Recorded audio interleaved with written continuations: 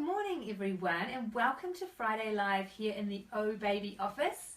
Good to have Dorothy Waide back with us this morning. Hello Dorothy. Hi Ali, how are you today? I'm well thanks, how are you? I'm good, thank you, and thanks for having me. You're welcome. I see you brought your little friend. I have Sammy's come with us today. Sammy is sleeping peacefully on Dorothy's lap. Now Dorothy Waide, if you don't know, is a baby sleep consultant and has worked with OHbaby for many years and years and years. I know, it's like about 6 years. It's like a lifetime. Well, not quite. Well, it is really. It's a small child's lifetime. And Dorothy comes in for our Friday Live sessions, which is amazing, very generous of you. Thank you, Dorothy. Oh, my pleasure. And she will answer your questions. If you've got a question, you can comment underneath the video on your Facebook feed, and we will hopefully pick it up here at our end. And we can chat about all things baby sleep related. It's a big issue, isn't it? It is, and you must be getting an expert on it yourself, really. Well, I have learned a lot from Dorothy over the years, I'll tell you that. And Dorothy's got some great key phrases and expressions and tips and tricks that we write about in OHbaby magazine a lot. So, yeah, I think I've learned so much from you, Dorothy. Oh, and, good. yeah, I could offer some advice based purely on Dorothy's wisdom, but it's great to get it from the expert herself, isn't it? And speaking of questions, we actually got some questions already for you, Dorothy. So we're ready to go. We'll kick it off right now. Lauren has asked, just have to go see more because it's a long question. She is struggling with getting her 11-week-old to nap in the bassinet during the day. She starts with a goal for 1.5 hour awake time at the moment. So baby must be awake for 1.5 hours. Today I managed to settle her to sleep in her bassinet, but she woke twice. First within minutes and then after 10 minutes. I burped her but nothing came. Other times she'll sleep for 30 to 45 minutes max. She has tried your technique of putting her down in the bassinet, picking her up and if she's crying and grizzling, sleeping in my arms and putting her back down after 1.5 hours. No, down 1 hour, so that she's wake up in her bassinet. Yep. So she will have a sleep in her bassinet after using your techniques. Here's the question. How many times do I need to do this for it to start working? I guess she's meaning in a regular, reliable fashion. She'll sleep for hours in a front pack, but day naps are causing so much stress. How much sleep does she need at this age? Help. Okay. Help. Help. Okay, ideally for babies at 11 weeks, they're up around an hour and a quarter to an hour and a half. Okay. And they're having naps for a minimum of an hour and a half. Now, a nap is from the time you put them in their bassinet or their cot to the time you pick them up. So they need to fall asleep and stay asleep.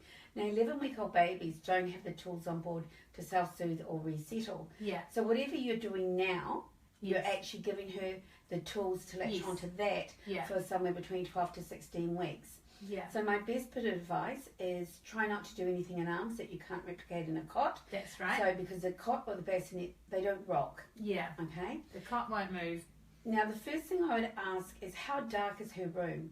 Because we still have this thought out there that babies should be able to fall asleep in bright lights like this. Well, melatonin is only produced in the dark, so we've got to give her a nice dark environment. Now, in saying that, if she was falling asleep in your arms, they will fall asleep in the light. Yes. Now, I find that a lot of the babies when they're in my arms, they fall asleep with their head in my armpit. Yeah. And they're actually searching for a dark area. They're looking for some dark places, So, how long is it going to take you? It's going to take you a while because you're doing a mixture of things, which is great. I have a favourite saying is TAC. It takes time, acceptance, consistency and touch. Yes, it Consistency is 80%. Yeah. So when you're putting her in the cot, well, let's get back to that wake cycle. Yeah. I'm going to guess she's a breastfed baby. So the gastric emptying of a breastfed baby after 120 minutes is 16 to 18%. So if she's up for an hour and a half, she's actually going to be with a really nearly empty tummy. Right, yeah. So I always suggest topping up before they go to bed. It's not a feed to sleep association. No. I call it a feed, sleep, step, sleep. So you feed and then you swaddle or sleeping bag and then you put them in their cot. Yeah. So let's have a look and see if that makes it any easier, because then we know. So give baby a top-up feed before you put them down. Absolutely. Because, you know, there's no such thing really as snack feeding. I mean, snack feeding or demand feeding is where you're feeding them every time they cry. Yeah. But you've actually fed them when they woke up and then you're refeeding them before they go down to ensure their tummies are full. Yeah. And then my next question would be is, well, if you'd been doing it in arms before you started putting her in the bassinet, whatever you were doing in arms, you would replicate in a cot. Yes. So at 11 weeks, I'd have probably, if let's just say I'm starting to do this, I'd probably have engulfed her and let her talk to me. Crying is words. Yeah. And words we stop, listen and act. And that's when tact comes in. Yes. So when she's in your arms and you're letting her cry, grizzle, talk to you, whatever you want to call, you'd probably be leaving her to go off and on for about 5 minutes. She's in your arms. Yeah. Then you start your cupping. And where would you be? You'd be sitting in her room or wherever she sleeps. Depending on how the mum feels. I don't want mums sitting in a really dark room because otherwise that won't be good for their hormones and their emotions. Yeah, because it can be quite stressful, can't it? You're trying to get a crying baby to sleep. Yeah. You really want them to go to sleep. Yeah, you really do. Yeah. So your body, and you're engulfing your baby like this, and you're going, go to sleep, go to sleep. Yeah. Your baby's not going to go to sleep. Because they're sensing your stress in this moment. But if you engulf them, get yourself nice and comfy, let them cry. I can see what she's doing down there. Yeah. And sometimes I have TV on very low. Yeah. Very low. And Could you sing? Could you sing a little lullaby, do you think? Well, as long as you want to sing at 2 a.m. in the morning. All the time. Okay, every time. So my body's talking to my baby, my arms are around them, I'm holding my baby, and I would let her cry off and on for up to 5 minutes. It's an appropriate cry. It's an appropriate time. Yeah, they're not screaming. They at are this not point. screaming. It's a whimpering. Yeah. Communication cry. Yeah, I'm trying to go to sleep, cry. Yeah. Mummy, I don't know how to do it. I need your help. Yeah. And after up to 5 minutes, you always stop, think, and act. And then you'd start cupping. And cupping is like that. That's walking a baby. A little bit of movement there. Yeah. Or rocking a baby. Yeah. So it's movement. And when I do that, I do 3 large shushes. So I'm only going to do one to give you an example, but I'd be cupping and I'd be going shh. And then I repeat the shushes twice.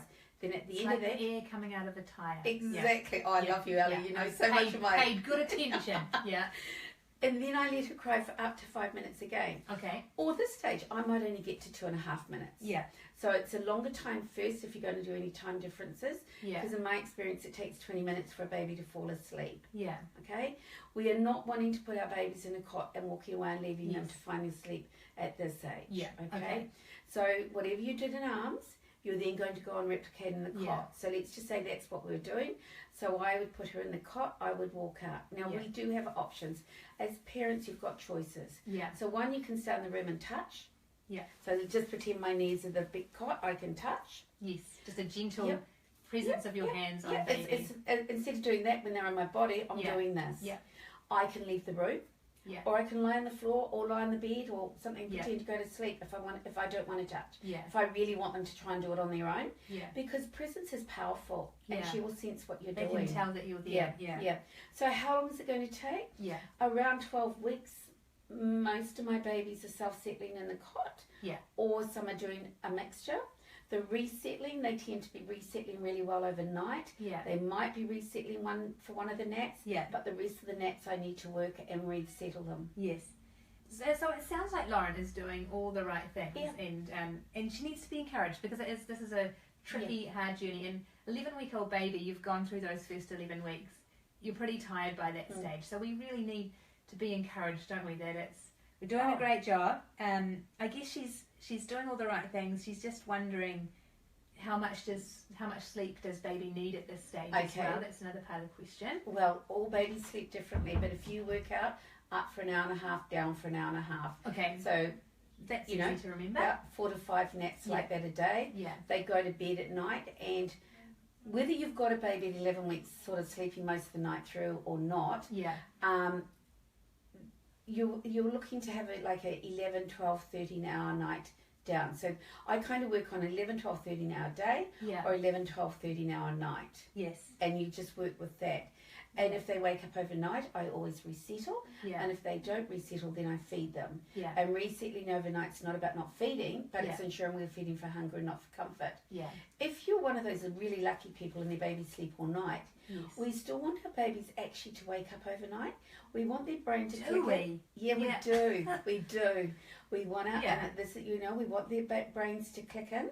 Yeah. And say, oh, yeah, I've got 10 fingers, 10 toes. Yep, back to sleep. Yeah, so we're talking about a stirring in the night. Exactly. That we all do as humans. Yep. you're awake for a moment, but you figure out how to go back to sleep. Shut And your eyes that's and go back to sleep. really important for our babies. And what happens when babies stir overnight? Mums jump out of bed with boobs blazing, get the baby on the boob, and that's go, such an amazing picture. Yeah, you know what? Oh, well, I'm still. She's drinking. I'll just feed you. I'm up now. Yeah. Okay. Whereas if you did the resettle first, she might go back to sleep for another hour, another 2 hours. Yeah. You don't know. Yeah. But you don't resettle babies overnight for hours unless they're the really older babies. Yeah. And resettling is not about not feeding, it's ensuring we're feeding for hunger and not for comfort, because they do wait for reassurance. They do sometimes just need a little touch. To get back to sleep again. Yes. And so I guess that the age-old question, and this is what Lauren is getting at as well, and you have touched on it, how long should I expect to be doing these resettling techniques until I see, or until I don't need to do them anymore? Okay. With an 11-week-old baby, so she's starting now. I would say for resettling, a minimum of 16 weeks. So if I'm working in a home, my babies are normally self-settling around 12 weeks, so somewhere between 6 to 12 weeks. I'm seeing signs of being able to get them in the cot and they can self-settle. Resettling can take up to 16 weeks, and even at 16 weeks my babies are sleeping overnight. I may have to still work really hard on one of the resettles or two of the resettles during the day, because by that stage they're on about 3 naps. So I might get the morning nap that they self-settle and resettle, the next nap, and I don't call it a midday nap because I don't believe in midday naps. It's wake cycles versus nap cycles, but the next one, they might be fine. And then the third nap, I might really have to work hard to resettle. Okay. And there's plenty more information about this on our website, where Dorothy's written loads of articles on settling and resettling and baby sleep. And also on your website, you can download a nap map, can't you? Yes. I've got a general guideline for babies to toddlers. And on the back of that is a nap map. And the nap map is because babies actually just drop naps off at the end of the day. So you're looking for kind of consistency in naps. So I work with a lot of clients that have been doing routines where you wake them up after 30 or 45 minutes in the morning. And by a certain age, it all falls apart. It all falls apart. And actually, if you let your baby sleep well, then if you do something consistently for 10 days, so if I get a mum or family coming to me with that kind of sleeping pattern, we get them into consistency.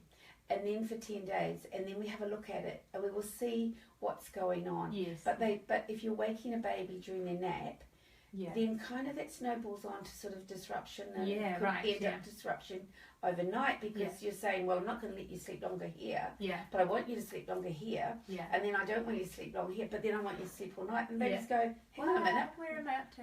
What am I doing? What time of the day is it? But babyhelp.co.nz, that's your website where people can find this information.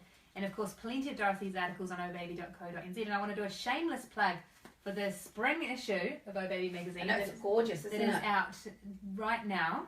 Last week it went on sale. And in here, I'm just skimming through to look for it. Here we go. Dorothy's latest article is all about crying and different baby cries and the message that they're communicating. So we need to respond, and it's okay to let them communicate with us for a short time.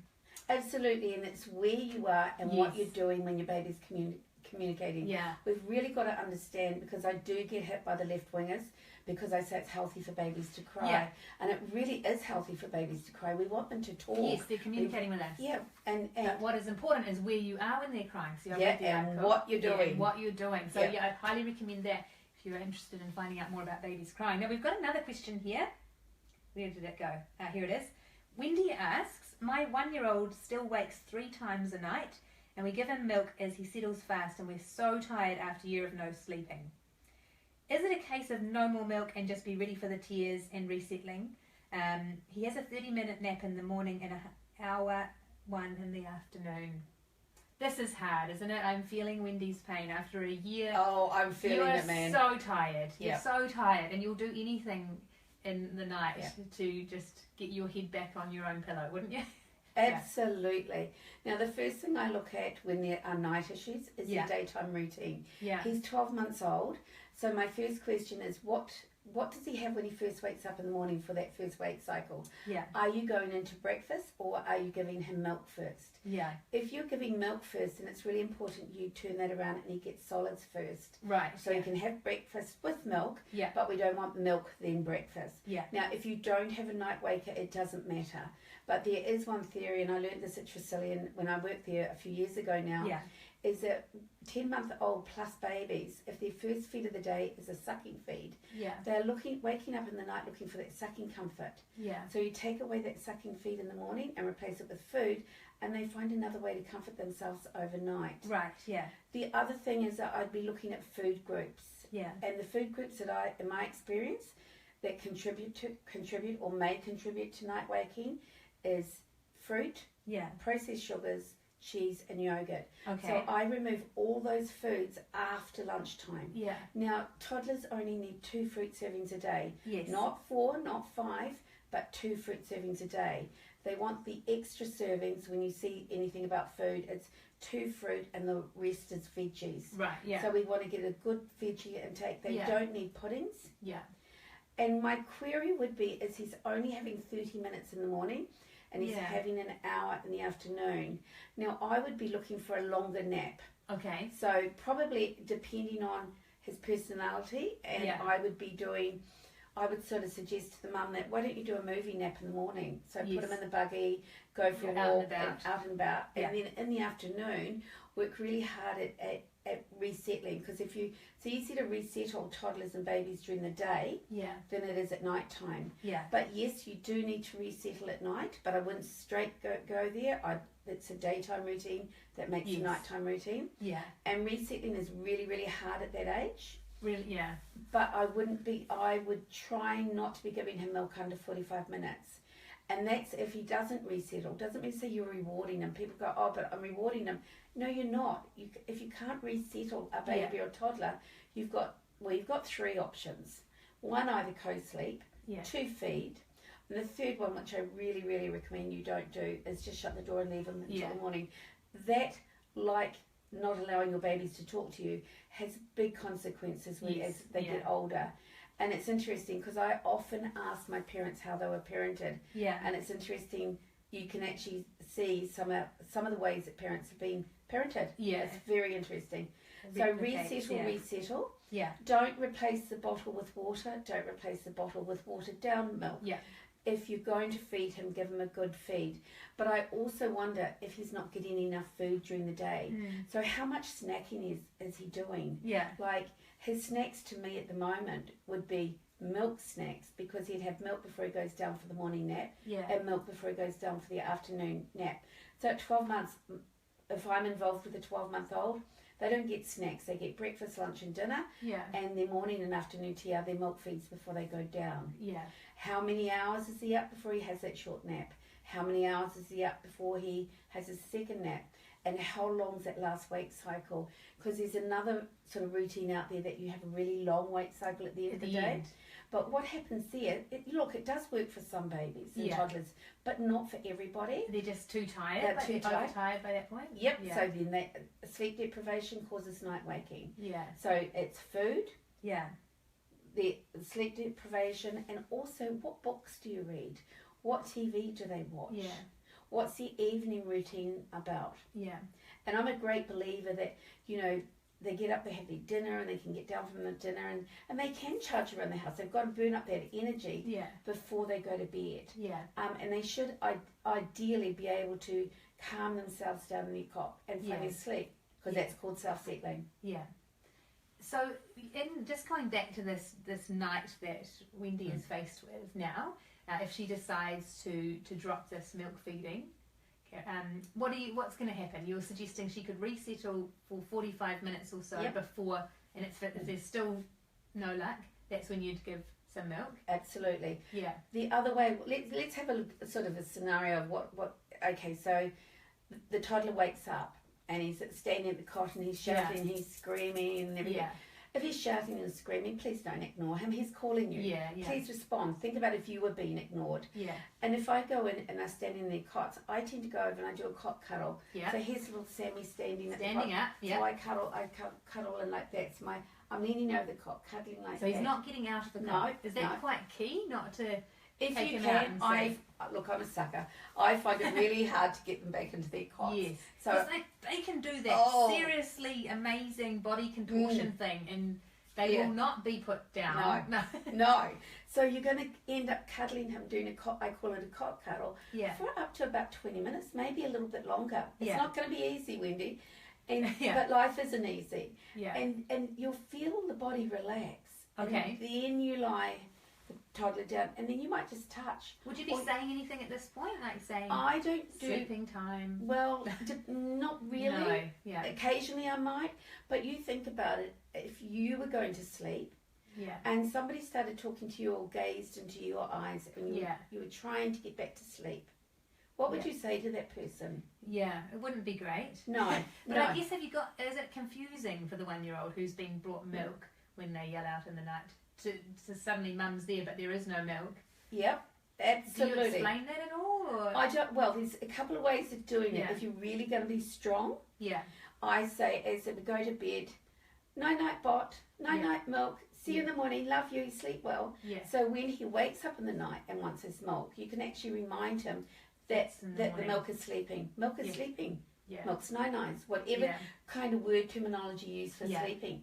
For the older ones, the 18 months to 2-3-year-olds, because I've worked with a 2.5-year-old that was having 6 bottles of milk a night. Oh, good. Okay.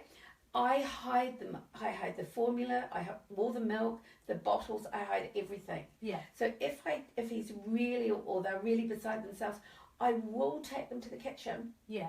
And go, oh, silly mummy, forgot to buy the milk tonight. Yeah. You know, something like that. But I don't do a huge load of sort of verbal diarrhea, but I keep it really small and simple. Yeah. Interesting. But once a cot cuddle, lie down. Now, if you don't want to cot cuddle, if you're going to be a little bit more firmer, then take your pillow and a blanket and lie on the floor in their room and go back to sleep. Okay. They will eventually mimic what you're doing. And yes, he will be crying, and yes, he will be telling you off. Yeah. But he's not on his own. Yeah. You're there. Your body's there, and he knows you're there. Yeah. So just think about that. Is that that's an option. He is going to make a lot of noise. He's a toddler. Yeah. But don't leave him on his own, because you both got into this pickle. You've both got to get out of it together. And I remember thinking, because a similar thing happened to me around that 1-year mark, and you are so tired that you're ready to change things, and you just so ready for uninterrupted sleep. And I think once you're in that place of readiness and determination, you're like, okay, I know it will be hard, but I can do the hard thing, because there is light at the end of the tunnel, and short-term pain for long-term gain. So you might be looking at, Wendy might be looking at a few nights ahead of... Oh, more than a few nights. So what sort of ballpark are we... All right, let's have a look at that. A quick fix, which a lot of consultants offer, is 3 to 4 nights of your toddlers screaming. Don't agree with that. Yeah. There's no such thing as a quick fix with parenting. Yeah. Parenting's a lifelong journey, and parenting to sleep is part of that. Yeah. So it takes a minimum of 6 weeks to change their circadian rhythm. Okay. But it's quite amazing if you click in and get their daytime sorted out. Yeah. How quick that nighttime comes about. Sure. Yeah. Okay. And just remove those foods: fruit, processed sugars, yogurt, and cheese. From after lunch onwards. After lunch, and cheese can or may contribute to nightmares and night terrors. Well, that's what our grandmothers used to say, wasn't it? Yeah. Absolutely. Interesting. Yeah. But as with Wendy and everyone who's asked questions and everyone out there watching dealing with sleep issues, we do want to encourage you. You are doing an amazing job. It is hard.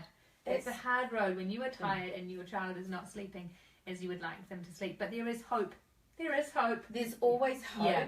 And there's never that child or that serial catnapper, or because there is a way of working around it, and it's taking the time. And I mean, ideally we get to mums with the newborn babies, you show the mums how to do the self-settling, resettling in arms or in the cot, so that eventually when they get older, they do it naturally, because it does become natural.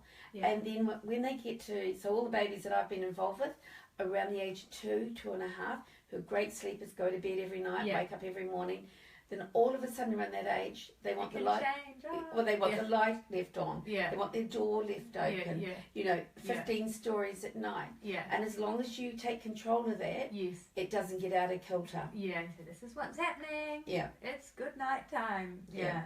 But do look on OHbaby website for any more help with sleep related issues, because Dorothy has got loads of articles up there, and also on your site babyhelp.co.nz. Absolutely. We'll share some links as well underneath this video. Thank you for your time this morning, Dorothy. Gosh, it's gone Doesn't fast. the time just fly by when you were talking about babies and sleep? I know. It's just gone. It's If like, only the sleeping could be that easy. Talking about it is great, but yeah. actually helping. Yeah, but We hope we've been helpful. yeah, but also remember, especially for that other mum, the first mum we talked Yes. about, make sure you're looking after yourself. Yes. So if you're a breastfeeding mum with an 11-week-old baby, take a multivitamin, Yeah. take omega-3s, take probiotics if they've got tummy issues, Yeah. protein shakes, Look protein after snacks. yourself. Yeah. Look after you, Yes. because what goes in your milk, what goes in your mouth goes through your milk. Yeah. So make sure that you're just keeping that milk supply going well and looking after you. Such good advice. Such good advice. So important. Take care of yourselves out there. And it's Friday. The weekend is nearly here. So we hope you get some time to look after yourself this weekend. And we'll see you next time.